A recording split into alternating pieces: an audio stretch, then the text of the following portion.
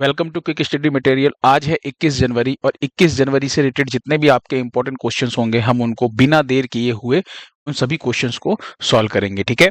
और जितना भी आपका पिछले एग्जाम में कोई पीवाईक्यू होगा जो बार बार रिपीट होता है, साथ ही क्लास के अंदर ही इंपॉर्टेंट करंट अफेयर्स जो क्वेश्चंस होंगे उसको भी रिवाइज करते चलेंगे।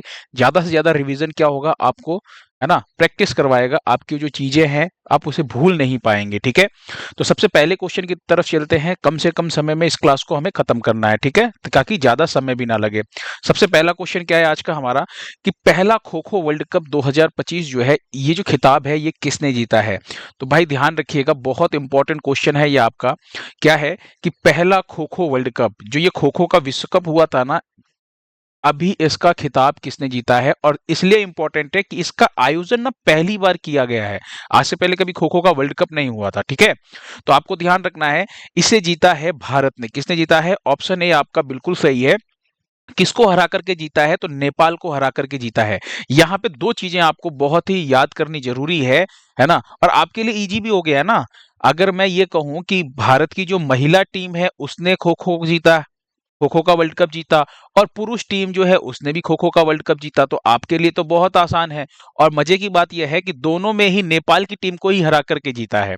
तो भारत ने नेपाल की महिला टीम को हरा करके महिला विश्व कप जीता है, और पुरुष टीम को हरा करके पुरुष विश्व कप जीता है। यानी नेपाल की ही दोनों टीमों को हराया है। तो यहां पर देखिए, महिला और पुरुष दोनों वर्गों में खो खो विश्व कप जो है वो जीत करके भारत ने इतिहास रचाया। ऐसा नहीं है कि आपको एक ही याद करना, एक साथ आपको दोनों चीजें काम हो गई यहाँ पे, है ना। हो सकता है एग्जाम में खो खो वर्ल्ड कप का महिला खिताब दे दे या पुरुष कैटेगरी का खिताब दे दे, तो आपको दोनों ध्यान रखना, दोनों ही भारत ने जीता है। चलिए सबसे पहले बात करते हैं यहाँ पे हम, जो हमारा संस्करण कौन सा था। तो ये पहला संस्करण था। आयोजन कहां पर हुआ था? नई दिल्ली इंदिरा गांधी स्टेडियम में इसका आयोजन किया गया था। 13 जनवरी से 19 जनवरी। ध्यान रखिएगा, जो लोग आरओ और पीसीएस की तैयारी कर रहे हैं उनके लिए ये बहुत इंपॉर्टेंट होने वाला है डेट, क्योंकि उसके अंदर ना स्टेटमेंट में आपको डेट भी दे देता है कि बताइए खो खो विश्व कप का जो आयोजन हुआ था वो इतने से इतने हुआ था, आयोजनकर्ता भारत था, शुभंकर ये था, बताइए इसमें से कौन सा कथन सही है। फिर इसमें स्टेटमेंट दे देगा और आपको बताना रहेगा कौन कौन से स्टेटमेंट सही है। तो वो लोग इस डेट को भी जरूर ध्यान रखें। आयोजनकर्ता की बात करें तो इसको जो होस्ट किया था वो भारत ने ही होस्ट किया था। शुभंकर इंपॉर्टेंट रहने वाला है, अक्सर एग्जाम में पूछता है, चाहे एसएससी हो चाहे पीसीएस हो, किसी भी एग्जाम में। तेजस और तारा ये दोनों शुभंकर हैं, आपको ध्यान रखना है। और मजे की बात यह है कि ये दोनों ना हिरण है। क्या है? एक हिरण है एक तरह के, इन्हीं को शुभंकर बनाया गया है। और इनका कलर भी ध्यान रखिएगा, ब्लू और ऑरेंज कलर के मिक्सअप में है ये, क्योंकि एग्जाम में कलर पूछा गया था एक बार कि बताइए शुभंकर का कलर क्या है। तो तेजस और तारा ध्यान रखिएगा, एक तरह के हिरण है, उन्हीं को कार्टून रूप में बनाया गया है।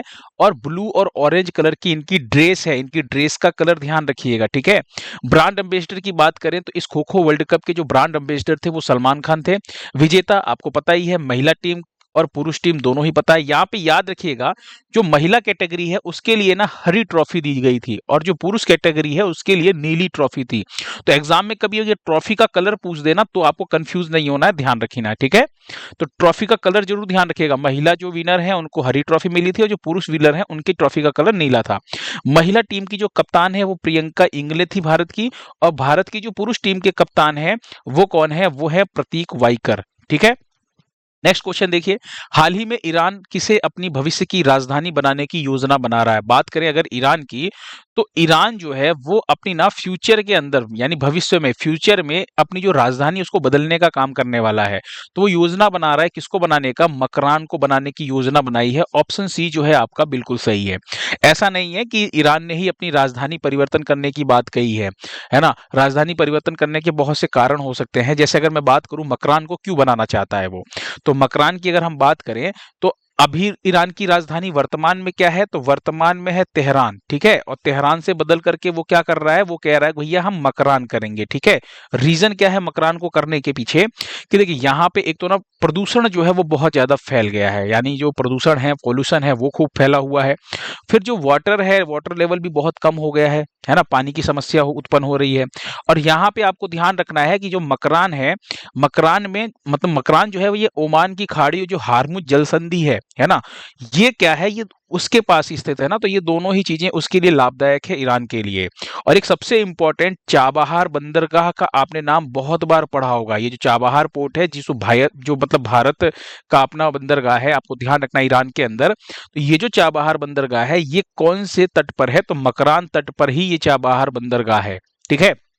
अब मैंने आपसे कहा कि यहाँ पे ऐसा नहीं है कि सिर्फ ईरान ने ही अपनी राजधानी को परिवर्तित करने का काम किया है। ठीक है। मैं अगर आपसे कहूं ना, तो यहाँ पे देखिए, भारत जो है, भारत ने भी तो अपनी राजधानी बदली थी। कब? 1911 में। ये क्वेश्चन कई बार एग्जाम में पूछा गया है। भारत की राजधानी पहले क्या थी? कोलकाता थी, है ना। कोलकाता से जो भारत की राजधानी है वो दिल्ली की गई थी। कब? 1911 में। ये क्वेश्चन कई बार एग्जाम में पूछा गया, मोस्ट इंपॉर्टेंट है, ध्यान रखिएगा। तो पहले कोलकाता से दिल्ली की गई थी। ऐसे ही अगर मैं आपसे कहूं म्यांमार की राजधानी, तो म्यांमार की राजधानी पहले क्या थी? यंगुन थी, जिसे बाद में बदल करके क्या कर दिया गया? नेपिडो कर दिया गया, है ना। नेपिडो जो है ये किया गया। वैसे ही अगर आपको ध्यान रखना है, अभी इंडोनेशिया की बात करें, इंडोनेशिया, इंडोनेशिया ने पिछले साल ही घोषणा की थी, याद है आप लोगों को? 2023 में इसने कहा था कि जो हमारी राजधानी अभी तो जकार्ता है, ठीक है, लेकिन हम इसको बदल करके क्या कर रहे हैं, हम नूसंतारा अपनी राजधानी को लेकर के जा रहे हैं, नूसंतारा। ठीक है। और ये अभी एग्जाम में क्वेश्चन पूछा जा चुका है कि इंडोनेशिया की नई राजधानी क्या है? नूसंतारा, आपको ध्यान रखना है। ठीक है। रीजन क्या बताया था कि जलवायु परिवर्तन की वजह से जकार्ता जो है वो पानी का लेवल थोड़ा बढ़ गया है और द्वीप जो है वो जलमग्न हो रहा है, जो मतलब जहां पे राजधानी थी। तो काम तो अभी जकार्ता से चल रहा है, लेकिन जो नई राजधानी इसने बनाई है वो है नूसंतारा। आगे नूसंतारा जो है वो पूरी तरीके से राजधानी बन जाएगी, अभी काम जकार्ता से ही चल रहा है। ठीक है। तो ये चीजें आपको ध्यान रखनी है। तो पहले भी राजधानी और भी देशों ने बदला है, और अब भारत ने भी बदला है, और अभी क्या है, ईरान योजना बना रहा है कि हम मकरान को बदलने वाले हैं, मतलब तेहरान से मकरान ले जाएंगे। लास्ट क्लास में आपको याद हो तो तेहरान के अंदर ही सुप्रीम कोर्ट है, सर्वोच्च न्यायालय है, जहां पे हमला हुआ था, गोलाबारी हुई थी, और उस हमले के अंदर ईरान के 2 जजों की मृत्यु हो गई थी और तीसरे जज जो है घायल हो गए थे। कल ही मैंने आपको बताया था। ठीक है। चलिए अगला क्वेश्चन देखिए। पेंगुइन जागरूकता दिवस जो है ये कब मनाया गया है? पेंगुइन जागरूकता दिवस, पेंगुइन जागरूकता दिवस की बात करें तो ये 20 जनवरी को हर साल मनाया जाता है। ऑप्शन जो डी है आपका बिल्कुल सही है, 20 जनवरी। अब यहाँ पे ना कंफ्यूजन पता क्या होने वाला है, एक तो पेंगुइन जागरूकता दिवस है, और एक है आपका विश्व पेंगुइन दिवस, वर्ल्ड पेंगुइन डे। क्या है? वर्ल्ड पेंगुइन डे, यानी विश्व पेंगुइन दिवस। ये जो दिवस मनाया जाता है ये कब मनाया जाता है? ये मनाया जाता है आपका 25 अप्रैल को। कब मनाया जाता है? 25 अप्रैल को। तो कंफ्यूज मत होइएगा, 25 अप्रैल और 20 जनवरी में ये पेंगुइन जागरूकता दिवस मनाया जाता है। ध्यान रखिएगा, लोगों को जागरूक करने के लिए पेंगुइन के प्रति और इसके संरक्षण के लिए लोगों को प्रेरित करना इसका मुख्य उद्देश्य है, जो 20 जनवरी को मनाया जाता है। 15 जनवरी की बात करें तो भारतीय सेना दिवस या थल सेना दिवस आप कह सकते हैं। राष्ट्रीय स्टार्टअप दिवस जो है वो 16 जनवरी को मनाया गया था, और 16 जनवरी को ही एक और इंपॉर्टेंट दिवस आपको ध्यान रखना है, पहली बार मनाया गया है। किसका स्थापना दिवस? तो लोकपाल का स्थापना दिवस। किसका? लोकपाल का स्थापना दिवस। कल मैंने लोकपाल के बारे में बहुत डिटेल में पढ़ाया है, आप लोग अच्छे से देख लीजिएगा, वहां से क्वेश्चन हमेशा बनेंगे। ठीक है। तो आपको ध्यान रखना, ये भी एक इंपॉर्टेंट दिवस था। साथ ही अगर मैं बात करूं तो एक इंपॉर्टेंट दिवस आपको ध्यान रखना है, कोक बोरोक दिवस। कौन सा? कोक बोरोक दिवस जो है ये 19 जनवरी को मनाया गया है ना। ये हर साल 19 जनवरी को मनाया जाता है। कहां पर? त्रिपुरा में मनाया जाता है। क्यों मनाया जाता है? तो जो त्रिपुरा की आधिकारिक भाषा है कोक बोरोक, इसी को बढ़ावा देने के लिए ये कोक बोरोक दिवस जो है त्रिपुरा में मनाया जाता है ना। ये क्वेश्चन एक बार एसएससी में पूछा गया है, तो आपको इसको ध्यान रखना है। अगला क्वेश्चन देखिए नेक्स्ट, अंतरिक्ष डॉकिंग के मामले में भारत का कौन सा स्थान है? तो अंतरिक्ष डॉकिंग के मामले में भारत का स्थान पूछा जा रहा है, चौथा स्थान है भारत। ठीक है। पहले स्थान पे कौन है? तो पहले स्थान पे है आपका अमेरिका, दूसरे स्थान पे आपको ध्यान रखना है आपका रसिया है, रूस है, और तीसरे स्थान पे है चीन, और चौथे स्थान पे पहुंच गया है भारत। अंतरिक्ष डॉकिंग होता क्या है? तो अंतरिक्ष डॉकिंग के अंदर अगर हम बात करें तो जैसे कोई भी 2 सैटेलाइट है, ठीक है, इन दोनों सैटेलाइट को आपस में जोड़ देना क्या कहलाता है? डॉकिंग कहलाता है। ठीक है। अभी अगर आपने देखा हो तो कुछ दिन पहले मैंने आपको स्पाडेक्स मिशन के बारे में बताया था। इसी मिशन के तहत ये जो है अंतरिक्ष डॉकिंग का जो काम है शुरू किया गया था। स्वदेशी रूप से विकसित भारतीय डॉकिंग सिस्टम के द्वारा इसको पूरा किया गया है। स्पेस एस जो स्पाडेक्स मिशन है इसी के तहत किया गया था। इसके तहत ना 2 उपग्रह चेजर और टारगेट, ये है ना 2 उपग्रह को सफलतापूर्वक अंतरिक्ष में ना डॉक किया गया। डॉक यानी कि आप ये समझ लीजिए जोड़ा गया है आपस में। ठीक है। और ये जो काम किया है ये इसरो ने किया है और भारत अब चौथा देश बन गया ऐसा करने वाला। अच्छा, इससे फायदा क्या होने वाला, बेनिफिट क्या होने वाला, मतलब जरूरत क्यों पड़ी हमको? सबसे इंपॉर्टेंट चीज आपको ध्यान रखनी है कि हमारा जो अपना स्पेस स्टेशन का जो सपना है ना, अंतरिक्ष जो हमारा, अंतरिक्ष में हमारा जो स्टेशन होना चाहिए, हम कहते हैं ना कि भाई अपना स्पेस स्टेशन, तो ये स्पेस स्टेशन जो है ये बनाने का हमारा सपना जो है पूरा हो जाएगा। जल्दी हम स्पेस स्टेशन अपना विकसित कर लेंगे। रीजन क्या है? देखिए, स्पेस स्टेशन जो होता है ना वो बहुत बड़ा होता है, ठीक है, इसीलिए हमारे पास नहीं है, चाइना के पास, अमेरिका के पास, इसीलिए अपना स्पेस स्टेशन है, हमारा नहीं है। क्योंकि होता क्या है, इसके ना बहुत से पार्ट्स होते हैं। अब ये बहुत बड़ा स्पेस स्टेशन तो बहुत बड़ा होता है, अब इन पार्ट्स को क्या होता है, हम जोड़ जोड़ करके क्या कर सकते हैं, हम जोड़ जोड़ के अब अपना स्पेस स्टेशन जो सपना है ये पूरा कर लेंगे भविष्य में, ठीक है। तो ध्यान रखिएगा, अंतरिक्ष डॉकिंग के मामले में भारत का कौन सा स्थान है?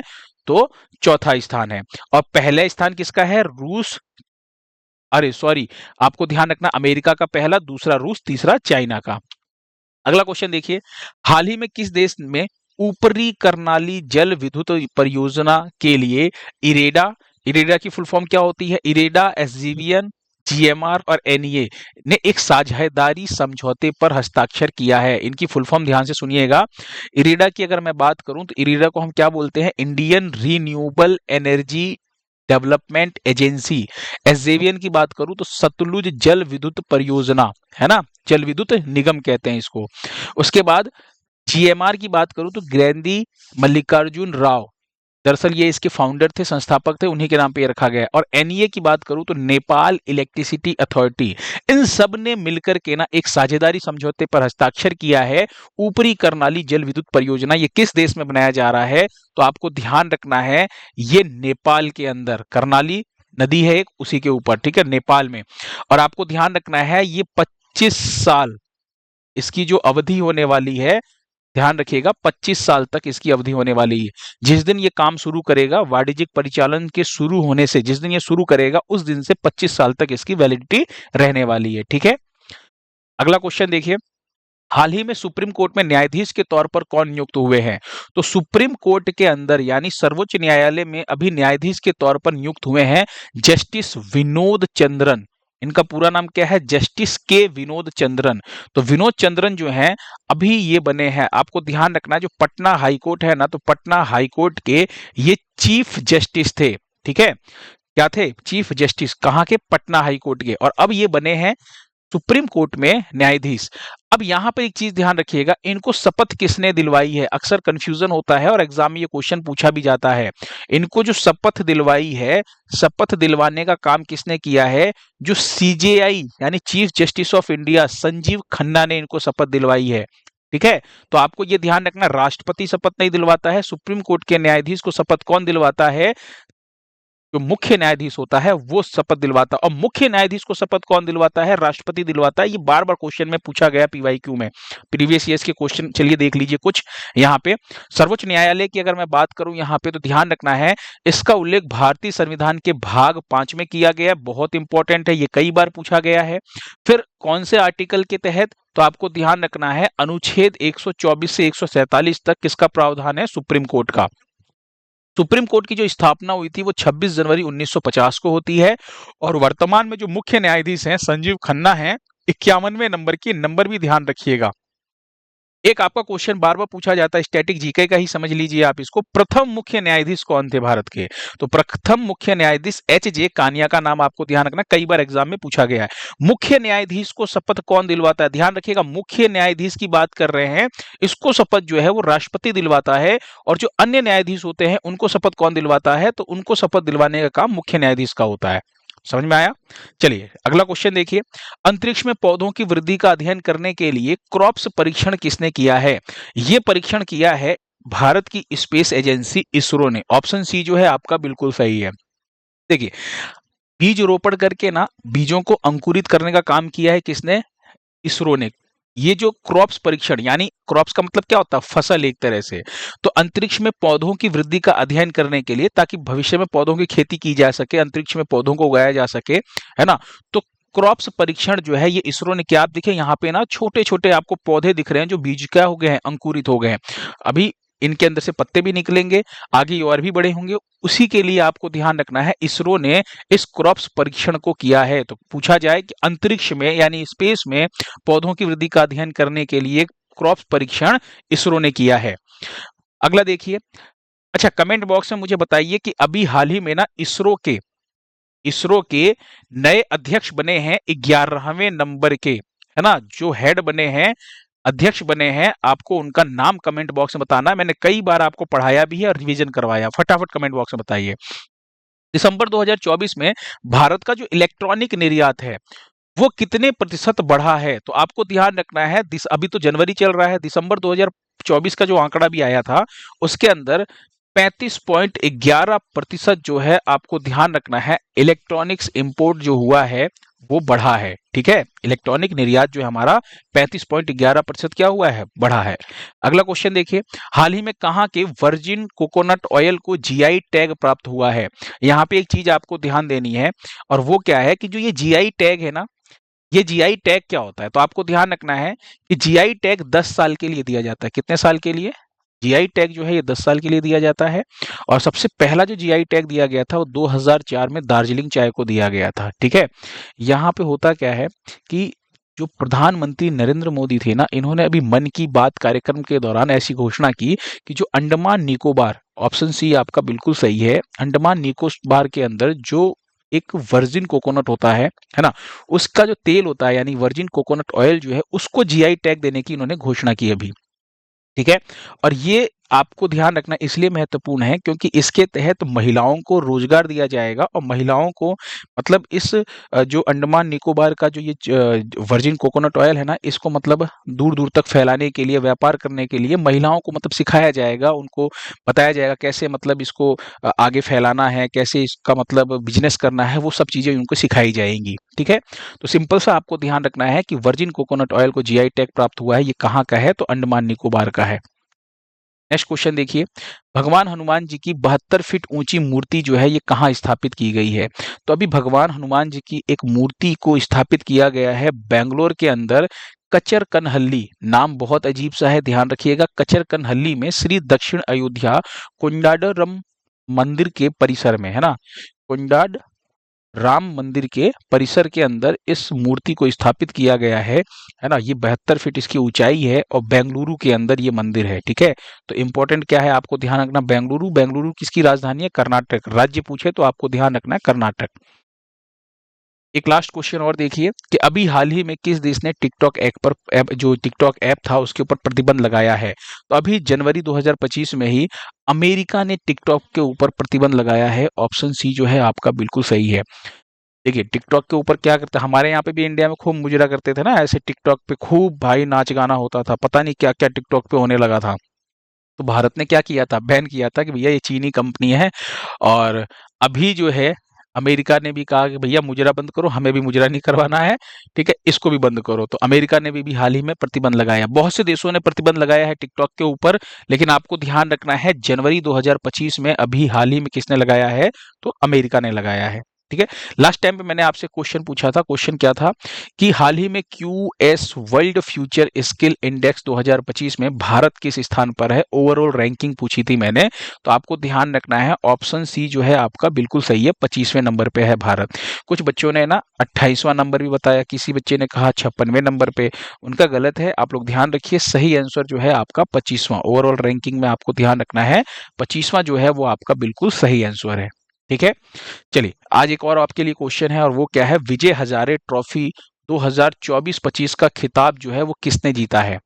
विजय हजारे ट्रॉफी की बात कर रहे हैं। विजय हजारे जो प्रसिद्ध भारतीय क्रिकेटर है उन्हीं के नाम पर रखा गया था, है ना। पहले इसे रणजी वनडे के नाम से जाना जाता था, 2007-8 में इसका नाम बदल करके विजय हजारे किया गया है। आपको बताना है कि अभी हाल ही में किसने इस खिताब को जीता है, कमेंट बॉक्स में बताइएगा, है ना। और लाइक जरूर कीजिएगा वीडियो को, अगर आपको वीडियो अच्छा लगता है आप जरूर लाइक कीजिएगा। 100 लाइक का टारगेट रखा है मैंने कि मेरे हर वीडियो पे 100 लाइक आने चाहिए। ठीक है, थैंक यू सो मच आप सभी लोगों को, कल मिलते हैं नेक्स्ट वीडियो में। मैंने पूछा था बॉर्डर गावस्कर ट्रॉफी के बारे में, बहुत से बच्चों ने उस क्वेश्चन का भी आंसर दिया था, है ना? तो उसका आंसर क्या था कि ऑस्ट्रेलिया और भारत के बीच में पहली बार 2 ही टीमें इसके अंदर पार्टिसिपेट करती है बॉर्डर गावस्कर ट्रॉफी के अंदर, और आपको ध्यान रखना है कि उसके अंदर ऑस्ट्रेलिया जीती है भारत को हरा करके, ठीक है? चलिए नेक्स्ट लेक्चर में मिलते हैं फिर कल। Thank you so much.